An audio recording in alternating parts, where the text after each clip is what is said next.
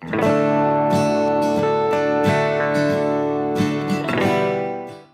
afternoon all to our webinar, quick webinar on reconciliations under GST. Uh, Before we set foot to start the presentation, we'll just spend 5 minutes to discuss why this webinar was important and what was the objective of bringing this up for everyone.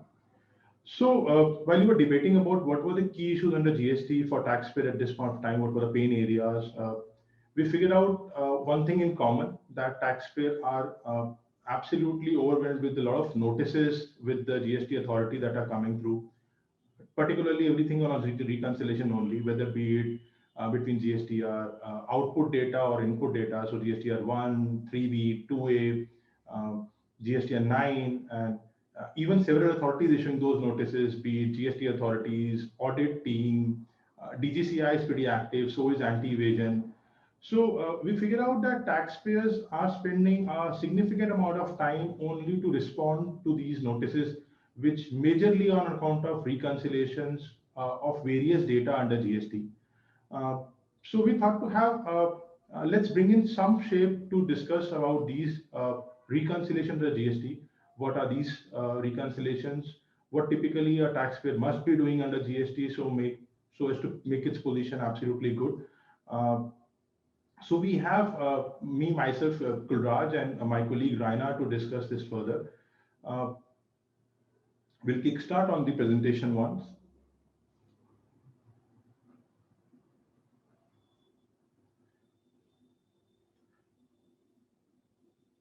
So typically, what do you mean by reconciliation? Reconciliation, as per the dictionary meaning, is a comparison between two sets of records to ensure they are correct and in alignment.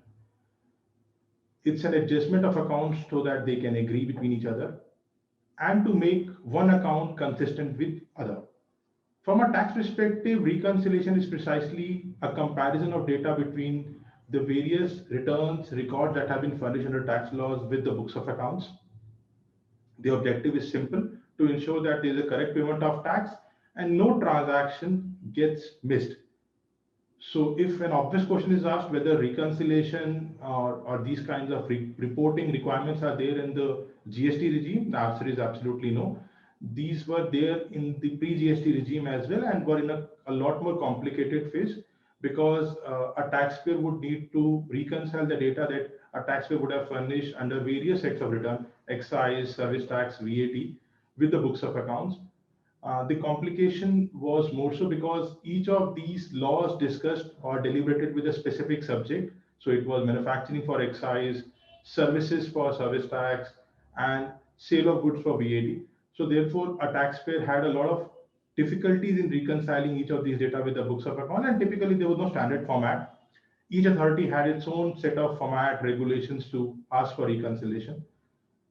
We had wished that these nuances, these difficulties would be done away with GST when a system of GSTR1, GSTR2, RECO system, and GSTR3 would be in place. That was the proposed system under GST.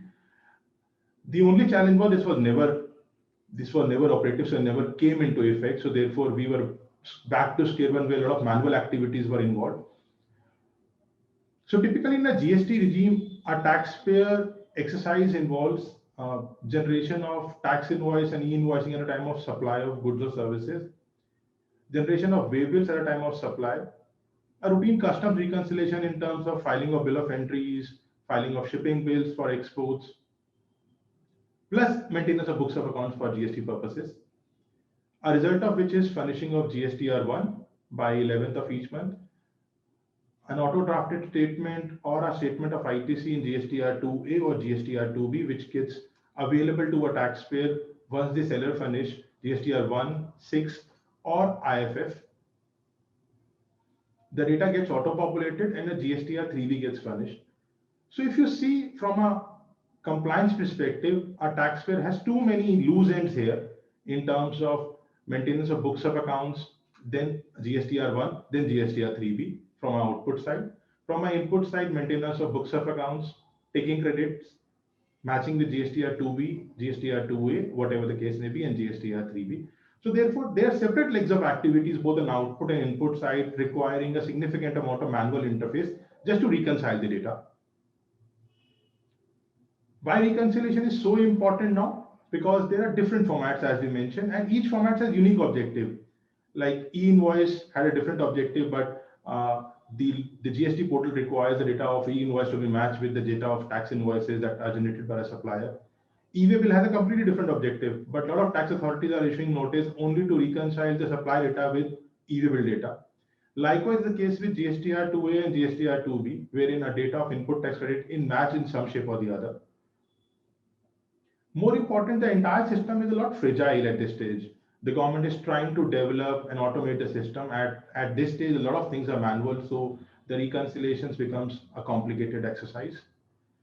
As we mentioned that a lot of notices are being issued on account of mismatches between GSTR, output data in GSTR 3B, 1, input data in GSTR 2A, books of accounts, and so on. More importantly, as the GST law provides that for availing credit, vendor needs to pay tax. In order to ensure that vendor pays tax, one of the mechanism is only to ensure vendors files its return in form of GSTR1 and subsequently GSTR3B, the details of which get auto-populated in GSTR2A and 2B. So therefore, it also ensures that vendors are under check, under control, they are doing their due GST compliances. I would say the most important thing for reconciliation now is that the government has given itself powers to suspend or cancel GST registrations. So therefore, a taxpayer, rather than just ensuring that there are no tax exposures, has to be also a cognizant about the fact that if they do any non-compliance, their registration can only be suspended. Plus, a lot of department orders have started being in place, making a reconciliation a lot more important exercise than ever. If you would have noticed, a lot of taxpayers, specifically individuals, are getting notices of differences between GSTR, GST returns and 26AS. So there is an exchange of data between CBDT and CBIC, making this entire set of activity a lot more important now. So as you mentioned, reconciliation today is an indispensable tool, has to be ensured by all taxpayers in some shape or the other. Next, we go into what kinds of reconciliation do really exist. But before we go, the most important question that a lot of people ask and a lot of participants have also raised on to us is on the input side, GSTR 2A or GSTR 2B, which is the right form to follow. So we'll be discussing about that first. So typically GSTR 2A and GSTR 2B. GSTR 2A is the information which captures details of invoices or debit note which is uploaded by the supplier in form 1, 5, 6, IFF and is made available on the common portal of the registered person. As contrary, GSTR 2B is an auto-drafted input tax credit statement, again made available electronically on the common portal to the taxpayer. So therefore, both the forms have a legal sanity. GSTR 2A gets a legal sanity from Rule 60, 1, 2, 3, 4, 5, there are subsequent rules to it. And GSTR 2B gets a legal sanity from Rule 67 and Rule 60A. So therefore, both rules are legal rules. Both the forms are legally captured forms. So therefore, one cannot preside over other in form of legal infirmities. In fact, the advisory to GSTR 2B specifically states that taxpayers are advised to follow GSTR 2B for ITC availment in GSTR 3B. In fact, the data of GSTR 2B gets auto-populated in 3B. So in our considered view, GSTR 2A being a dynamic form, changes frequently, can be most suitably used for a vendor reconciliation. And GSTR 2B being a static form can be used for availing ITC under 3B. While we may again repeat that both the forms do not suffer with any legal infirmity, so can be used, but the best practice available is to use GSTR 2A for vendor reconciliation, so to ensure vendors file their returns, they pay their taxes and so on. And GSTR 2B being a static form should be used for availing ITC in 3B and as to ensure that whenever department comes from a verification, you have a form which was there at the time of filing of return and which has not changed subsequently as well. With this, we'll get into the reconciliations that are there, and I'll pass on the mic to my colleague Raina, who shall take it forward. Thank you, Gulraj, and good afternoon, everyone. So the type of reconciliations will be dividing the same into two buckets. The first is the inward side bucket and the other is the outward side bucket. For the inward side bucket, we have a very important reconciliation, which is a reconciliation between GSTR 2B versus the books for the purpose of filing of GSTR 3B. It has domestic invoices also, and a reconciliation for import bill of entries and import data is also required to be done. For the outward side, we have GSTR 1 versus GSTR 3B. We have GSTR 3B versus the books of accounts of a taxpayer. Then we have GSTR 1 versus the e-way bill records. Then we have GSTR 1 or the books versus e-invoice details. So we'll take this up one by one, and we'll deliberate upon the possible reason of differences in all these type of reconciliations. So to start with, for reconciling data of GSTR1 versus books, a possible reason for difference can be the delayed receipt of goods by the recipient. So it can be possible that the supplier of goods file their GSTR1 timely, and the goods are received by the recipient later, and so the credit is also booked later and is taken in the next month or subsequent months. The next can be invoices not furnished by the vendors, or an invoice or a particular invoice is missed to be reported in a return. Then the invoices furnished in the wrong GSTN of the same PAN. So this happens in case a vendor or a supplier has multiple GSTNs. So the invoice is missed to be reported under the correct GSTN. Then we have the ineligible ITC. So in most cases, these ineligible ITC, that is ITC under section 17(5), they are booked as a cost in your books of accounts. But in GSTR 2A or 2B, the vendor files their returns and the same is then auto-populated in that return. So this is a possible difference reason. Then we have the preceding year invoices. So it may so happen that you're booking your preceding year invoices in the current month's GSTR 3B, but the same will not be disclosed in GSTR 2A of the month in which you're reconciling. For imports, a possible reason is a delayed receipt of the bill of entry. So in this case, what happens is that there is a third party involved. There's a CHA who's involved. So he files the bill of entry timely. The data for the same is auto-populated on the IceGate portal, etc. But the bill of entry is not received by the recipient. So in this case, they don't record that, and they don't take the ITC for that. So this is a possible reason for a mismatch in the import data. So if we would say, Rana, that this is the most important reconciliation, will not be wrong in saying that in the GST law. And more importantly, everything has to be thrashed out based on a system. So a taxpayer would need to ensure that a system is there so that there is no delayed receipt of goods. If there are delayed receipt, there's a check on that. The booking of invoices has to happen on a timely basis. As we mentioned on the last slide, that vendor needs to be tapped so that vendor do perform the reconciliation and perform the uploading of invoices in the right manner. They don't miss any invoices. For ineligible credit, we have a system in place to cross check to ensure that the bill of entry is received in a time. So it again is an accounting issue. So we believe that these checks are very important for taxpayers to follow. This reconciliation typically will result in a lot of tax gaps. So therefore, a taxpayer has to focus a lot on reconciliation of claiming the right input tax rate in this GSTR 3B. So moving on to the outward side reconciliations, that is reconciliation between GSTR 1 and GSTR 3B. A possible reason for this is an incorrect adjustment of credit notes. So it may so happen that in GSTR 1 you have reported all the correct credit notes, but in GSTR 3B you take the input, you take the ITC of those credit notes. So this can be a reason. Then amendment in invoices. So usually what you've seen is that while amending an invoice in GSTR 1 in table 9A, if the value is increased or decreased, the same is reported in GSTR 1 correctly, but the effect of that difference or the variation is not taken in GSTR 3B, and then tax is not paid or reversed or whatever the case is. The next reason is you make payments in incorrect tax sets.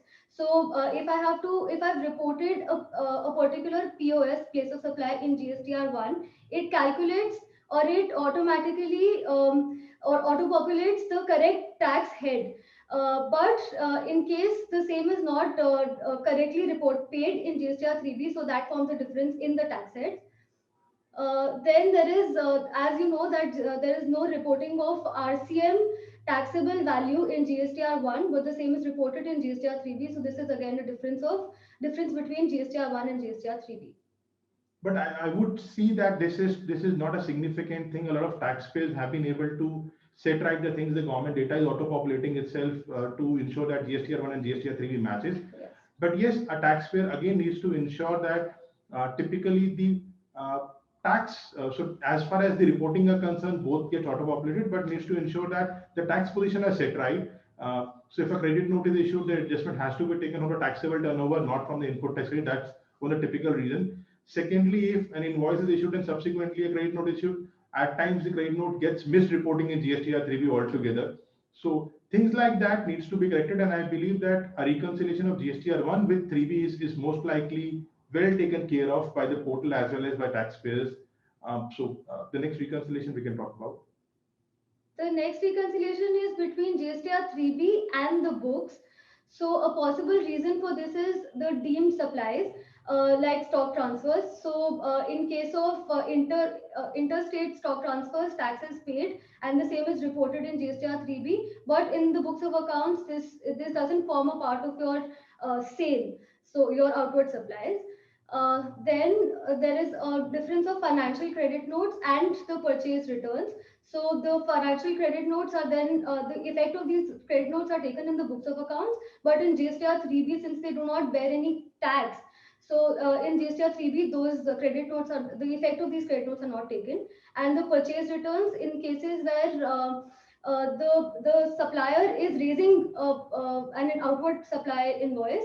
So in this case, the books of accounts, this particular credit, this particular return is the effect of this is taken in the purchase, but in the GSTR 3B, the tax is paid on the outward side.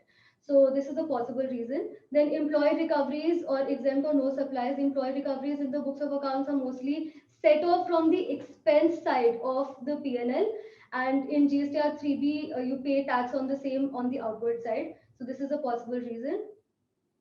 Then there are provisions which are posted in the books of accounts. So in this happens in case of a subsequent price increase or decrease. So the provision of same is taken in the books of accounts in the current period itself, which enhances the amount of the P&L or the supply side. But in GSTR 3B, the tax on the same is not paid because the invoices are raised subsequently. So I would feel that this is the most important reconciliation from an output side, wherein you reconcile your supply data with the books of accounts, and these are the indicative reasons. But yes, these are the important ones.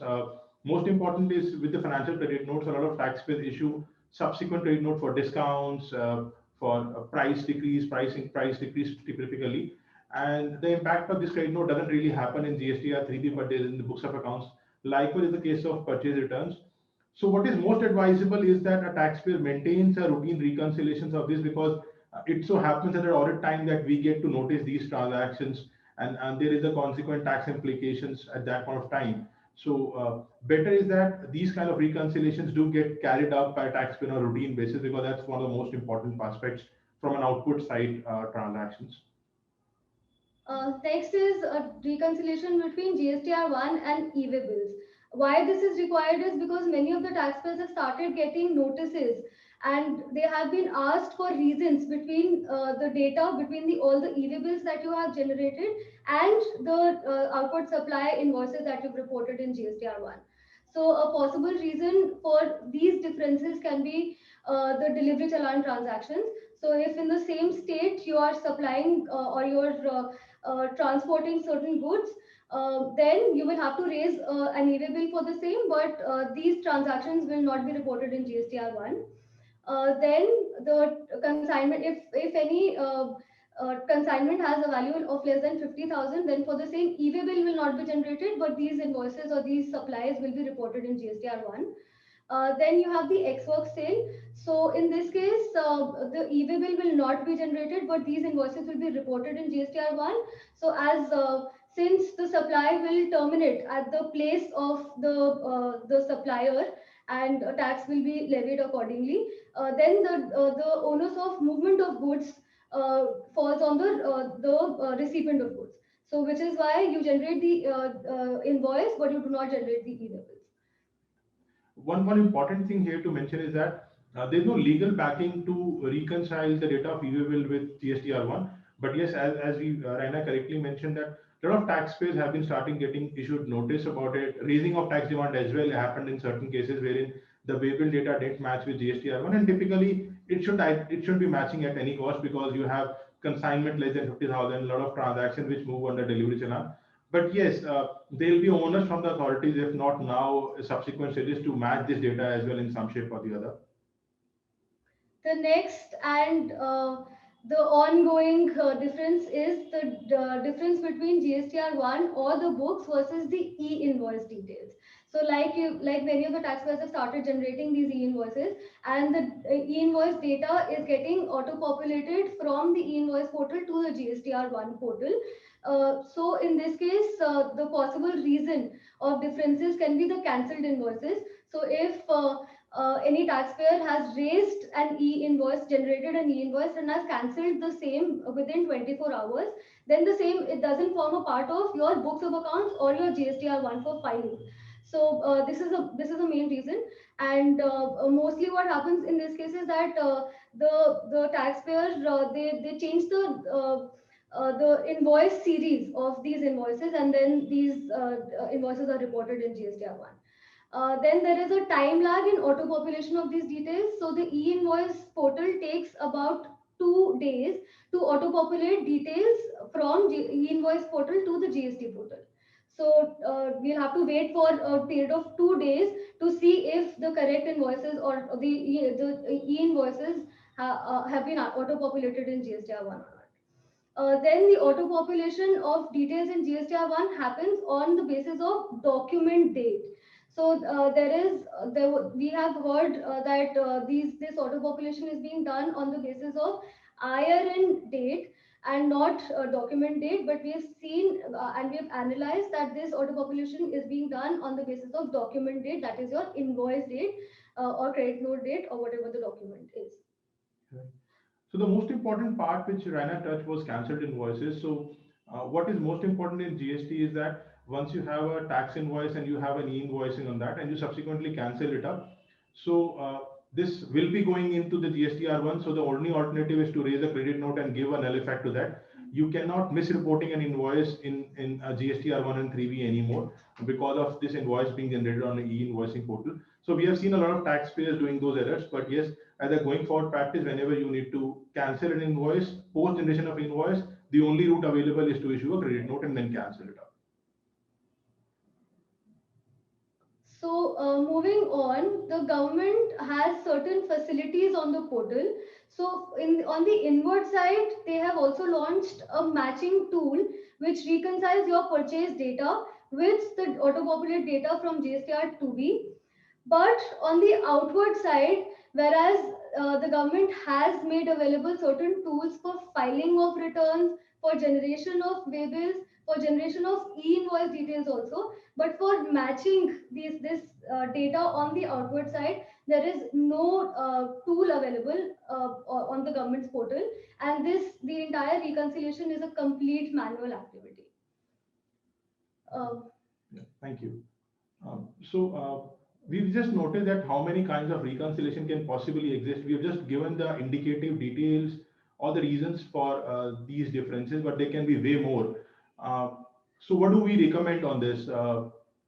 We just plotted a month for a taxpayer. As we mentioned that typically an invoice takes 2 days, an invoice takes 2 days to getting auto-populated. So in our view, a taxpayer month should start from 3rd, when a taxpayer should start matching and reconciling the output side details of invoices generated in books of accounts with the e-invoices.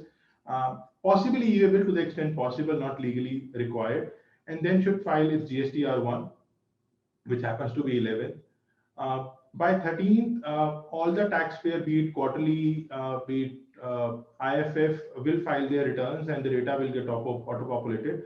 So from 14th onwards, a taxpayer would need to do a reconciliation of the credit that a taxpayer has taken in the books of accounts with GSTR2B, so as to ensure that the credit absolutely matches. File its GSTR3B, and then the remainder day, a taxpayer would need to do a lot of stuff with the vendors to ensure that the vendor reconciliation also happens. So there's a reconciliation that can be done through two-way, because it's a dynamic, data changes every day. So a taxpayer would need to keep a tab on the vendors, and that can possibly be done through this mechanism. So a lot of work on reconciliation. I think the entire month gets spent by a taxpayer, and I think that's the need of the hour. So a taxpayer needs to ensure that is done. In our view, the way forward for a taxpayer is that perform these due reconciliation on a monthly basis. Once done in a monthly routine basis, this will get reconciled at the annual end, and GSTR 9 would be a lot more simple.